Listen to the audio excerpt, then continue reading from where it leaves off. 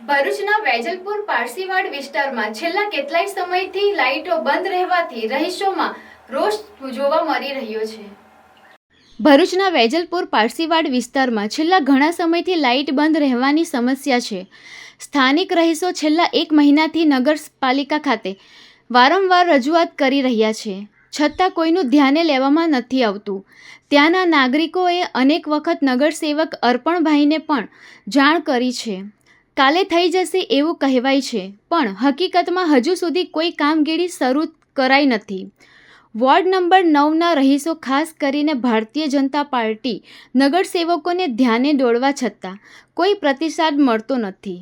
આ વિસ્તારમાં રહેનાર વિદ્યાર્થીઓ, વડીલો તથા મહિલાઓને ખાસ અસુવિધાનો સામનો કરવો પડી રહ્યો છે।